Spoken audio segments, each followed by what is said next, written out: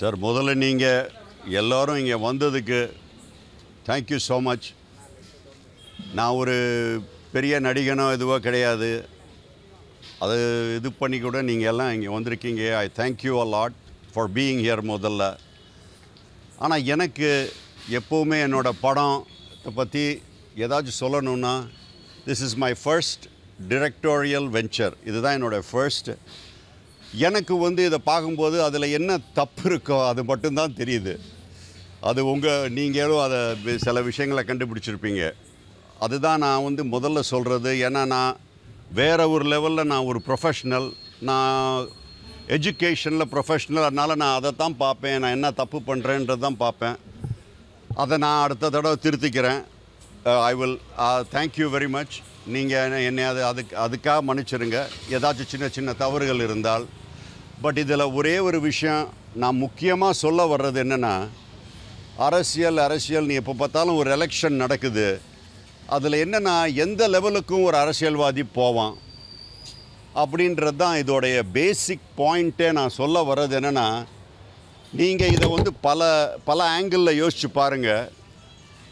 சில வடநாடுகளில் ஒரு ஏரியாவில் அவங்க வேறு ஆளுங்களுக்கு ஓட்டு போடுவாங்கன்னா என்ன பண்ணுவாங்கன்னா, அந்த ஏரியா மக்களே வெளியே வர விட மாட்டாங்க.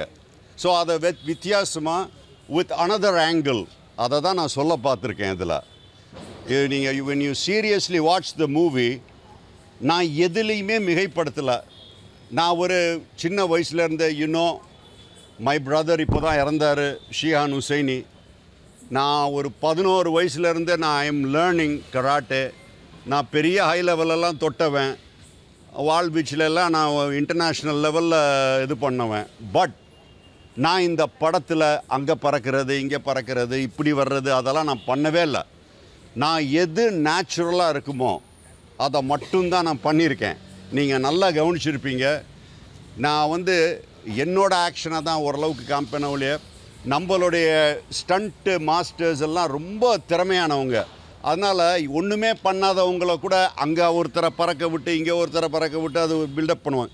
நான் அதை ஓரளவுக்கு நேச்சுரலாக பண்ணணும்னு நினச்சேன். அதே மாதிரி ஆக்ஷன் எதுவுமே I wanted to make it like a story. அதாவது இவங்க ஒன்று பண்ணுவாங்க, அதாவது மைண்டை யூஸ் பண்ணி பண்ணுற மாதிரி தான் நான் பண்ணியிருக்கேன். நான் சும்மா வந்தவுடனே ஒரு 50 பேரை அடித்து போடுறது இதெல்லாம் நான் இந்த படத்தில் பண்ண மாட்டேன், எந்த படத்துலையும் பண்ண மாட்டேன். முடிஞ்ச அளவுக்கு அஃப்கோர்ஸ் சில விஷயங்களில் கொஞ்சம் அன்நேச்சுரலாக இருக்கலாம். பட் எந்த அளவுக்கு நேச்சுரலாக எது பண்ண முடியுமோ பண்ணியிருக்கேன். சின்ன சென்டிமெண்ட்ஸ் கூட ஒரு மாதிரி நேச்சுரலாக பண்ணணும்னு நினச்சிருக்கேன் கொஞ்சம் ஓரளவுக்கு இந்த படத்தை. பட் அஃப்கோர்ஸ் நான் நினச்ச அளவுக்கு அவ்வளவு நேச்சுரலாக என்னால் பண்ண முடியல. ஏன்னா பல விஷயங்கள். ஸோ இந்த படம் இதோடைய கேன்வஸ் ரொம்ப பெருசு. ஸோ அதை கொஞ்சம் கம்மி பண்ணி அந்த கேன்வஸை கொஞ்சம் கம்மி பண்ணும்போதே அது சில இடங்களில் காம்ப்ரமைஸ் ஆகும். ஸோ அந்த காம்ப்ரமைஸெல்லாம் மறந்துட்டு, பட் பேசிக்காக if you see the movie, it has a clear message. சும்மா மோனோலாக் அடிக்காதீங்க, எங்களோட டிஸ்கஸ் பண்ணுங்கள். நீங்கள் அரசியல்வாதியாக இருந்தால் எங்களோட டிஸ்கஸ் பண்ணுங்கள். எங்களை சும்மா ரொம்ப லோவாக நினைக்காதீங்க. அதே மாதிரி மக்களுக்கு சொல்ல வர்றது எல்லாருக்கும் தெரிஞ்சது தான். காசு வாங்கிட்டீங்கன்னா அதுக்கப்புறம் போய் பேசக்கூடாது. அப்புறம் அவ்வளோதான். ஒரு தடவை நீங்கள் ஓட்டுக்கு காசு வாங்கிட்டீங்கன்னா அதை பற்றி அப்புறம் பேசி பிரயோஜனம் இல்லை. இந்த மாதிரி சில விஷயங்களை நான் ஒரு மாதிரி சட்டிலாக சொல்லியிருக்கேன். அதே மாதிரி ஒரு விஷயத்தை I want to make it a smart script.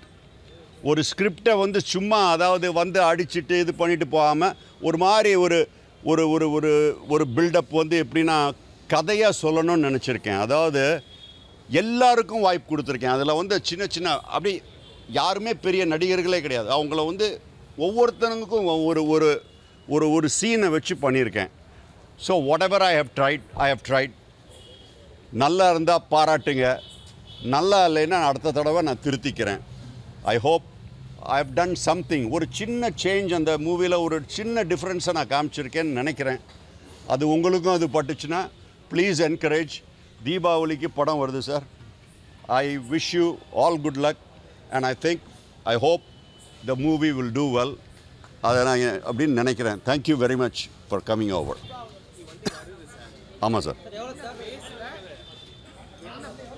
என்ன பேசிக்கல தீபாவளிக்கு நாங்கள் வரணும்னு ஒரு ப்ராசஸ் மைண்ட் இருக்கும். Definitely sir, definitely. எனக்கு என்னென்னா சார், பேசிக்கலி ஒரு நல்ல நாள் இட் இஸ் தீபாவளியை நான் தீபாவளிக்கு நான் ஆக்சுவலி பேசிக்காக அதை பொங்கலுக்கு கொண்டு வரணும் தான் சார் நினச்சேன். I wanted to bring it on Pongal. But last பொங்கலே கொண்டு வரலான்னு நினச்சேன். அப்புறம் பல இது என்னால் வெளிநாட்டிலேருந்து வர முடியல. ஸோ எனக்கு ரொம்ப ரொம்ப நல்ல நாள்னால் அது Pongal. Deepavali is also a very nice day. So அதில் கொண்டு வரணும்னு நினச்சேன். ஆனால் நீங்கள் நல்ல கேள்வி கேட்டீங்க sir. It was not very easy. ஏன்னா நிறைய படங்கள் வரனால இட்ஸ் நாட் ஈஸி. ஆனால் நினச்சேன் அட்லீஸ்ட் தீபாவளிக்கு வந்துச்சுன்னா ஓரளவுக்கு ஐ கேன் திங்க் ஒரு you can at least have a talk. அதுதான் சார் மெயினாக விஷயம். ஆமாம், நான் ஸ்டார் இல்லை சார்.